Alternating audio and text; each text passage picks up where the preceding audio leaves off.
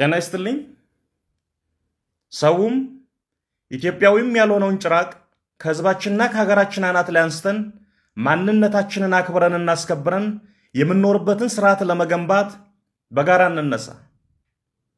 የአማራ ህዝብ በተፈጸመበትና አሁንም የተፈጸመበት ባለው የዘር ማጥፋት ዘመቻ ምክንያት ራሱን ለማዳን ያደረገ ባለው ተጓድሎ አኩሪ ድሎችን ተጎናጽፏል።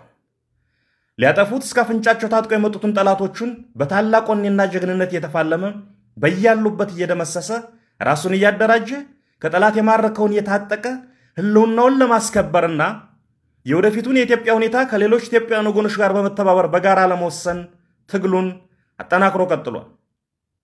እኛ አማራዎች በእያንዳንዱ ቀን ከምናደርገው የጦር ሜዳ ፍልሚያ ጎን ለጎን ራሳችንን የማሰልጠን የማስታጠቅና የማደራጀት ስራችንን ያላንዳች መዘናጋት አጠናክረን እንቀጥላለን። አደረጃጀቶቻችንም የተናበበና የተቀነባበረ አመራር ለመስጠት በሚያስችለን መልኩ ለማሰባሰብ የምናደርገውን ጥረት በጥሩ መንገድ በትጋት እየሰራን ነው። ከሌሎች ኢትዮጵያውያን ኃይሎች ጋር የምናደርገውን የትግል አጋርነትና ቅርርብ መልክ ለማስያዝ የአማራ ፋኖ በከፍተኛ ትጋት እየሰራ ነው። አማራ ራሱን እየተከላከለ በትጥቅና በአደረጃጀት ኃይሉን እያጠናከረ ከሌሎች ኢትዮጵያውያን ኃይሎች ጋር ትግሉን አስተባብሮ በድል ለመቋጨት የሚያደርገው ትንቅንቅ እንደተጠበቀ ሆኖ በከተሞች የሚኖረው ህዝብ ግን ያረመኔው የአብይ አህመድ አገዛዝ ዋና ገፈት ቀማሽ ሆኖ እያለ በእጁ ሊጠቀምበት የሚችል የትግል ግብአትና ኃይል ቢኖረውም እስካሁን በተደረገው ትግል ላይ የትግሉን በመጠኑ ከመደገፍ ባለፈ በተገቢ ሁኔታ የትግሉን ጊዜና መስዋዕትነት ለማሳጠር በተቀናጀ መንገድ ግን አልተነቃነቀም። በዛሬዋ የአብይ አህመድ አረመኔያዊ አገዛዝ ኢትዮጵያ በከተሞች ለሚኖረው ህዝብ በሰላም ወጥቶ መግባት ብርቅ ሆኗል። ያለ ጉቦ ጉዳይ ማስፈጸም የማይታሰብ ተደርጓል። ልጆቹን ለሚገድልበት ገንዘብ ለማሰባሰብ ህዝባችንን አጋድሞ እየጋጠው ነው።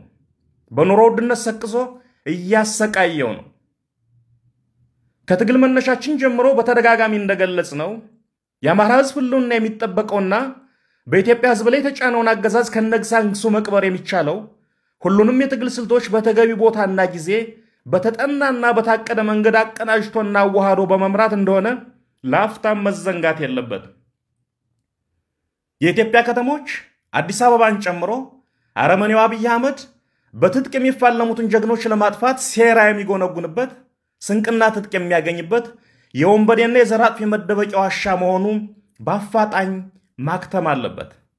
በመሆኑም በከተሞች የሚኖረው ህዝባችን ነባራዊ ሁኔታው በሚፈቅደው የትግል አይነት ሁሉ እምቢተኝነትን በማፋፋም አረመኔውን ስርዓት ለመንቀል በቆራጥነት እንዲነሳ ጥሬን እያስተላለፍ የከተማ ትግላችንን በልዩ ሁኔታ የሚከታተልና የሚያስተባብር የሥራ ግብረ ኃይል ተቋቁሞ ተገቢውን አመራር እንደሚሰጥ እናሳውቃለን።